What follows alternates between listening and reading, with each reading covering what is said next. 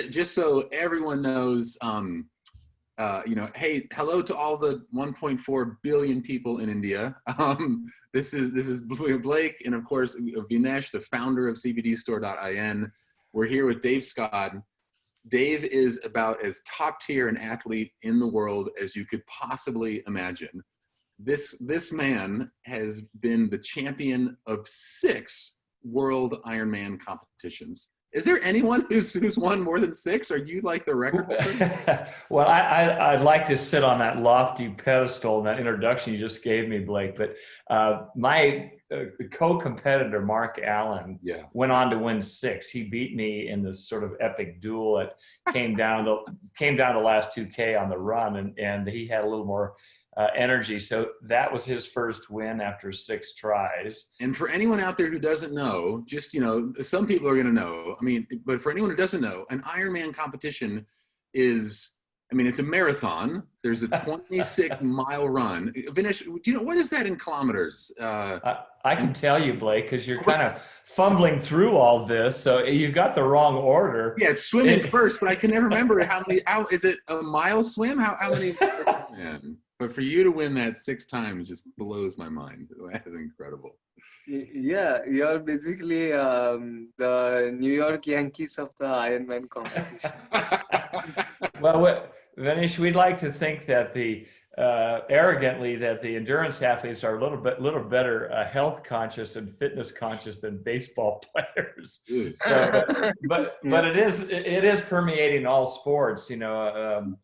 Sort of the health denominator, which covers a lot of areas and things we're going to talk about. But for a long time, and I'm not going to rag on the baseball players, but a lot of them just have had. I already have. Yeah, they've had unhealthy lifestyles, and to me, I find it galling because endurance sports, the athletes really have to watch the whole health package to be fit year round, and I think that a lot of the major sports, certainly here in the States, they're seasonal, and when they're in the off season, a lot of these pro players are disgraceful.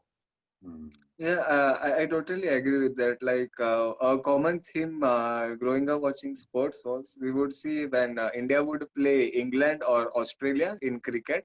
Yes. We would always get beaten simply on the basis of fitness because the Australian and the English players, they would regularly hit the gyms. They would be like ripped jack dudes, whereas the Indian dudes were like pretty thin or kind of, slim fat, skinny fat and stuff.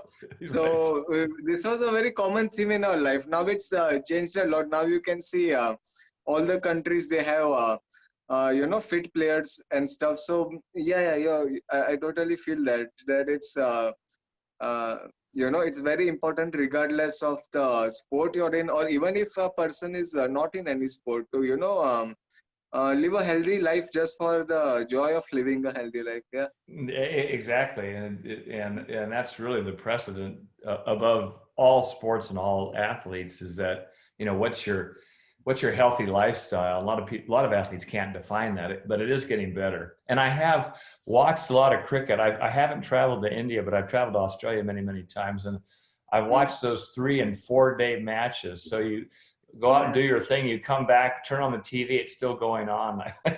Well, these athletes have a lot of endurance. They're kind of an Ironman of their own, that these games go on for 3 or 4 days. I agree. That's remarkable. That's funny. All right. So, Dave, I must ask you, what's your history with CBD? How long have you been using CBD? How many years has it been? And what's your experience with it been like so far?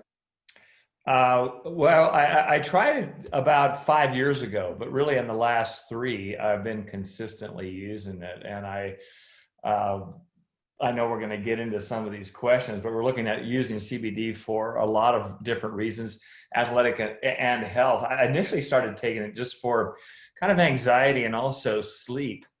And as you know very well, and you're in the industry, the different forms of CB1 and CB2 affect your endocannabinoid system. And so I did my homework on that, and I said, I really want to be able to kind of calm my crazy mind down at night.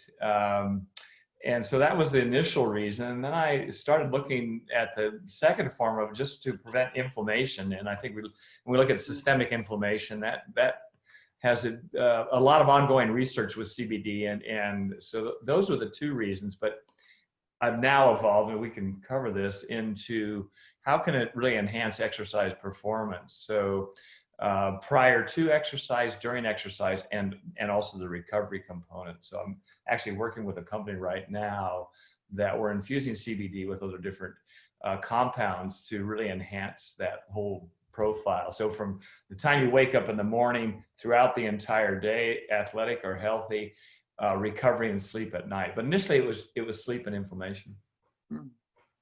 Interesting. So, And I mean, can you see like having the fact that fitness is such a huge part of your life and overall, health and wellness?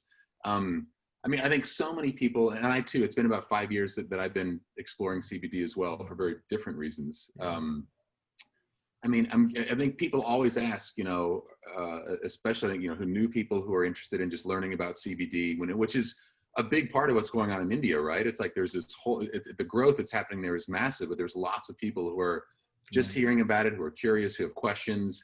Can you describe, the difference that you've seen in workouts, training, and in general health and wellness that you've experienced as a result?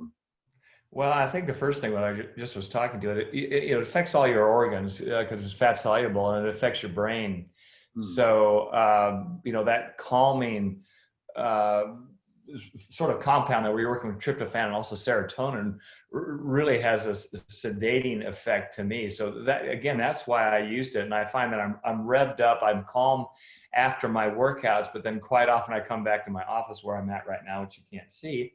I'm back to work, and I don't finish work at the end of the day. I carry it all the way up through dinner and then going to bed. And quite often when I wake up at night, that's when I have difficulty. And so I said, I really want to take, and I've tried a lot of things. I've tried melatonin, valerian, and I think in combination, like 5-HTP, hydroxytryptophan, you have that with CBD. I think that's a real plus. And so I started sort of concocting my own CBD concoction and I'm looking into this actually for a sleep medication, which there are a lot of them out. And I know, Vanish, you probably have many on the market. So I think the stress that we feel, that our brains are overly active, that's why I initially started taking it. And yes, I do, to answer your question, Blake, yes, I do find that it can override, and it allows me to sort of be calm. I think about my breathing while I'm lying in bed at 3 o'clock in the morning to say I still need to sleep some more.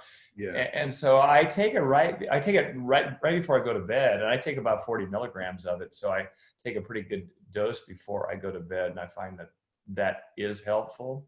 Interesting. So for you, it has more been for calm, for relax, for anti-anxiety, for kind of, chill out your mind. It's more, you've used it personally more for that than like post-workout stuff. Well, initially I did, but now I also combine it post-workout because just my diet, which I know we're going to get into, and what do you think is good and bad about diet? So, the post part. I'm actually working on a formulation right now that has medium chain triglycerides, which enhances the absorption of CBD, and that's carbon 6 and carbon 8, a little bit of carbon 10. And, people think of coconut oil, and that has some of the MCTs in it. So I'm adding on this recovery part, which is huge. I'm not a young guy anymore, but I still exercise like a fanatic. And so I'm looking at combining that also with an intake of omega-3s as well. So that's a huge thing. I think there's a huge consumption, unfortunately, here in the States and worldwide with polyunsaturated omega-6s. So I skew everyone to omega-3s. I want to put that in my recovery capsule, which I do, and I take actually krill in the morning, and I also take it at night or post exercise which is, I think a real plus, and combine that with CBD. Athletically, one of the things that sort of enhances the absorption and also is synergistic because it causes vasodilation is it's the most abundant amino acid, L-glutamine. Oh, sure. And L-glutamine, a lot of people put it together with the branched chain amino acids. So the recovery part, I put the BCAAs, leucine, isoleucine, and valine, but also L-glutamine as well, which is a vasodilator, and it's synergistic with CBD. So in a very convoluted answer, I like it post-exercise. I take it post-exercise. Sometimes I just take it orally. Sometimes I'll mix this in a little bit of a healthy, low-carb, high-fat shake, or I take it right before night. So. Yeah. Vinesh, note to self, man, we have to start carrying all these other products on the cbdstore.in site. Yeah, definitely. And what I found very interesting also is how these things are so deeply interrelated. Now, Dave uses CBD for sleep, and when we sleep better, we recover better also. You know, the next day your bones, muscles, recovery, everything, it's all interconnected. It's all tied up, you know. Exactly. So definitely I can understand where a lot of athletes, when they're training, they need to be really aggressive. They need to get that, testosterone out, adrenaline out, sorry. And I can imagine it would be hard to just come home and just drop all that aggression and get chilled and go to sleep. I personally, when I used to kickbox, I would find it hard to fall asleep. Like I would come back from classes, I would be up 5-6 hours doing something because that aggression hasn't left the body and mind yet. Right. And what I guess that does is decrease the frequency of recovery, I suppose. Yeah, you're right on target, Anish. I mean, I try to recommend people that if they can exercise in the morning or midday and not wait till the end of the day, because at the end of the day, I mean, two things are happening. You can produce a stress hormone, cortisol, and that's a good thing actually when you're exercise, but you don't want to go to bed when it's really elevated. And typically cortisol levels actually come up at night.